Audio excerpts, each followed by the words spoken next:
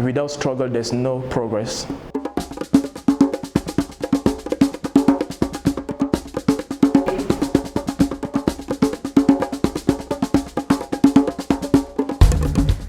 Je reprends au nom de Alliance Kemaju Chamba. Je suis analyste financier de profession. Je suis en fonction, ça fait bientôt 10 ans. J'ai fait 5 ans en tant que chargé de clientèle et je suis analyste financier, ça fait 5 ans aujourd'hui. Titulaire d'un master en banque et finance. Voilà, globalement, et je suis en cours d'obtention de certification en analyse financière. Donc globalement, voilà un peu mon parcours, mon nom et mon cursus scolaire, académique et professionnel.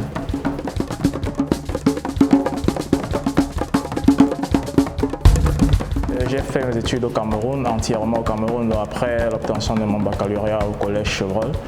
Je suis allé directement à l'université. Bon, je n'ai pas eu la chance de faire l'université publique, donc j'ai fait l'université privée. Tout mon cycle universitaire, les 5 années sont faits dans l'université privée où j'ai obtenu mon master. Et juste après le master, j'ai commencé à travailler. Juste, disons, 1 an après, donc après mon master, j'ai fait une formation en anglais, en finance, et juste après, j'ai commencé à travailler.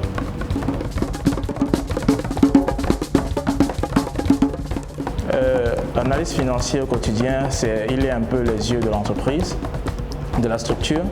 Les décisions de crédit passent par nous. Donc, avant que l'entreprise décide d'accorder du crédit avant que la structure décide d'accorder du crédit à une entreprise, elle doit avoir l'aval de l'analyse financière. Donc notre but, c'est de s'assurer que le client à qui nous sommes sur le point d'accorder du crédit est un client de bonne signature.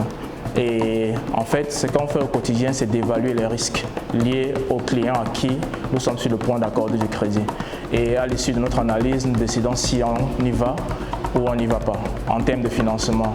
Et si on finance, dans quelle mesure financer, c'est-à-dire quelle est la tranche ou bien le montant ou la valeur que cette entité peut supporter au regard du risque que nous avons déterminé sur la structure.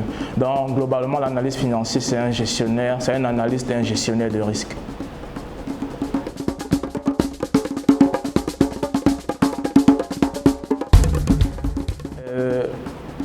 Ma meilleure expérience, c'est bon, j'ai deux casquettes. J'ai une casquette de commercial parce que j'ai été chargé de clientèle pendant 5 ans. Et analyse financière, ça fait 5 ans également, ça fait 10 ans. Donc, analyse financière, c'est véritablement ma passion. Donc, je n'ai pas de...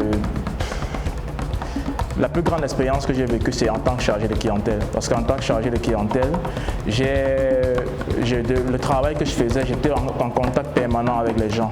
Et le seul contact que j'avais avec les gens me permettait de voir la réalité des Camerounais au quotidien. Ça me permettait en fait, la véritable expérience, c'est que tu suis un client, le fait que tu accordes du crédit à un client et que au fur et à mesure que tu avances, tu vois sa progression. Donc j'avais par exemple un client, quand j'étais encore à Bamenda, à qui j'avais commencé avec 100 000 francs quand on démarrait. Et quand j'ai quitté la ville, le gars avait déjà le volume de 10 millions, d'obtenir 10 millions. On a commencé avec 100 000 francs. Donc la plus belle expérience pour moi, c'était ce client particulier à qui j'avais véritablement analysé le risque. On lui avait donné un crédit qui suffisait à son activité à ce moment-là. Il a bien remboursé progressivement. Il est arrivé à 10 millions. Donc par mon action, par la vision que j'ai eue sur le personnage, sa vie a complètement changé. Ça, c'est quelque chose qui reste gravé dans mon cœur. Et jusqu'aujourd'hui, à chaque fois, parce que maintenant, avant il achetait juste sur place, maintenant il achète à Douala et hors du Cameroun. Donc à chaque fois qu'il est de passage à Douala, il n'hésite pas à m'appeler, il cherche toujours à me voir, à me rencontrer. Chaque fois, il essaie de me rappeler que voilà, c'est grâce à moi ou bien c'est grâce à mes actions qu'il est où il est aujourd'hui. Donc ça, c'est ma principale, donc la plus grande expérience que moi j'ai eue, qui reste gravée dans ma tête, c'est plus en tant que chargé de clientèle. Voilà.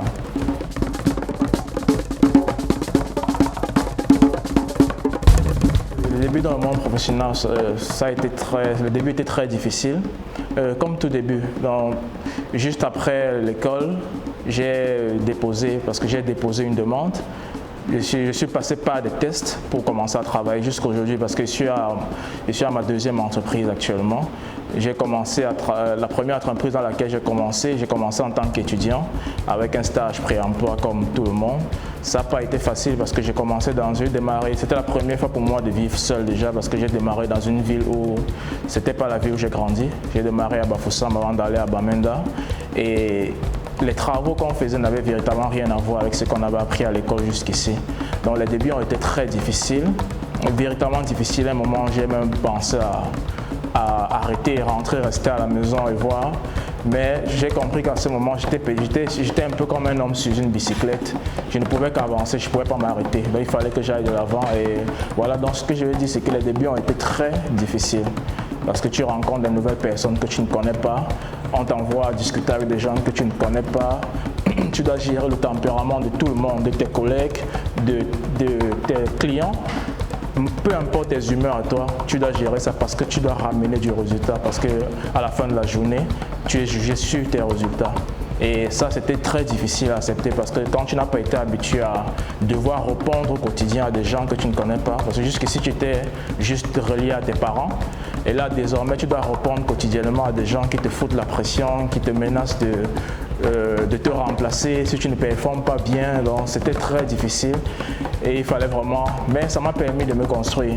Ça m'a permis de me construire petit à petit. J'ai compris comment ça fonctionne le monde de l'emploi et voilà, c'est plutôt bien passé jusqu'ici.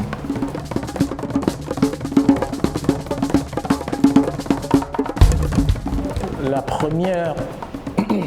première qualité pour être un bon analyste financier, c'est d'avoir une vision globale du monde. C'est-à-dire être quelqu'un d'extrêmement ouvert. Si tu ne lis pas, si tu n'as pas une vision globale du monde, ça veut dire quoi?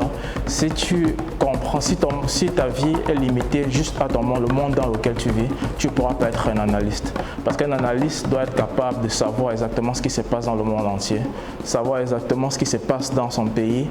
Et tous ces éléments lui permettront de prendre des décisions sur des cas spécifiques qu'il a à faire aujourd'hui. Donc la première condition, c'est d'avoir une vision globale du monde, avoir un esprit très critique.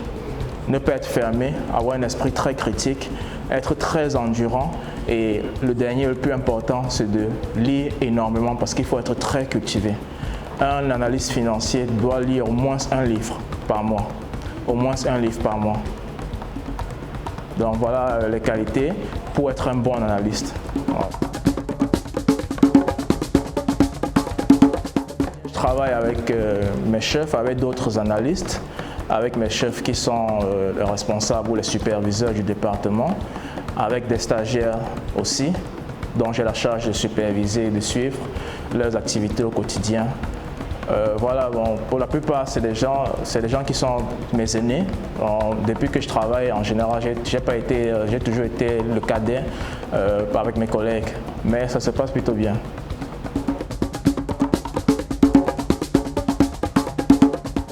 Les challenges auxquels je dois faire face tous les jours, c'est des objectifs.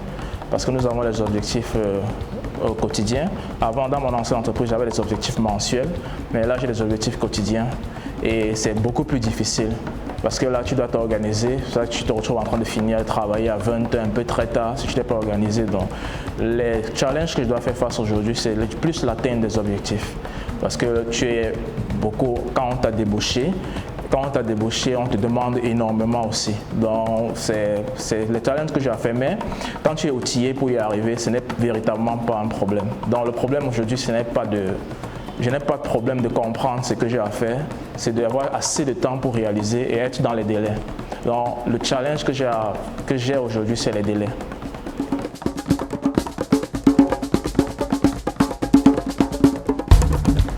Oui, bien sûr. Mon rêve ultime, c'est d'être indépendant, d'avoir mon propre cabinet et de pouvoir faire des interventions personnelles pour les entreprises. Ça, c'est mon rêve ultime. C'est pourquoi je suis en train de préparer une certification actuellement pour être expert, analyste financier expert. Et là, je pourrais valablement faire des interventions à titre personnel pour les entreprises, les aider à gérer leur structure financière, les aider à mieux gérer leur entreprise en ce qui concerne la finance. Donc ça, c'est ma vision ultime.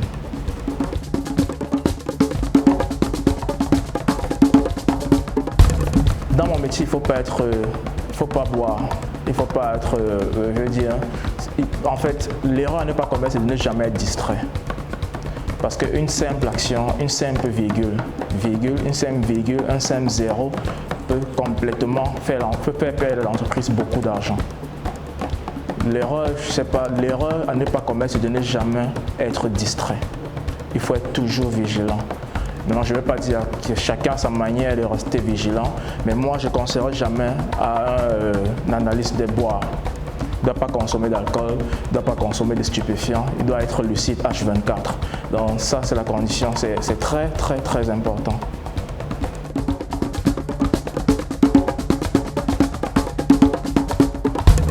Les jeunes, c'est vrai que j'aurais voulu apporter un conseil aux jeunes qui ne vont pas travailler, parce que ce qu'il faut qu'on se dise, c'est que il n'y a pas que l'emploi en fait qu'une possibilité aujourd'hui. Quand tu as des stats, les stats selon lesquels sur 10 étudiants, il n'y a que 3 qui travailleront et finissent, ça veut dire qu'il y a 7 qui n'auront pas de travail. Et les 7 là auront le choix soit de ne rien faire, soit d'entreprendre. Donc ce que moi je dirais aux jeunes, c'est voilà, le travail c'est bien, c'est très beau, it's beautiful, c'est très beau, mais il faut penser aujourd'hui à entreprendre aussi. Parce que tout est possible dans notre environnement. Et même quand tu travailles aujourd'hui, tu dois penser à être indépendant demain. Ça, c'est le conseil pour les jeunes globalement. Mais maintenant, pour revenir à mon métier, pour tous ceux qui veulent faire mon métier, en plus de ce que des conditions que j'ai dit au départ qu'il faut remplir pour pouvoir exercer ce métier, c'est un métier très passionnant.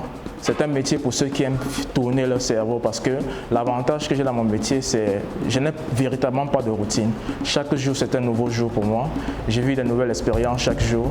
Mais pour ça, il faut avoir un cerveau qui tourne en permanence. Sinon, tu ne peux pas t'en sortir dans mon travail. Donc, si tu es quelqu'un qui aime bien faire travailler son cerveau, si tu es quelqu'un qui aime bien travailler son muscle cérébral, analyse financière, c'est pour toi.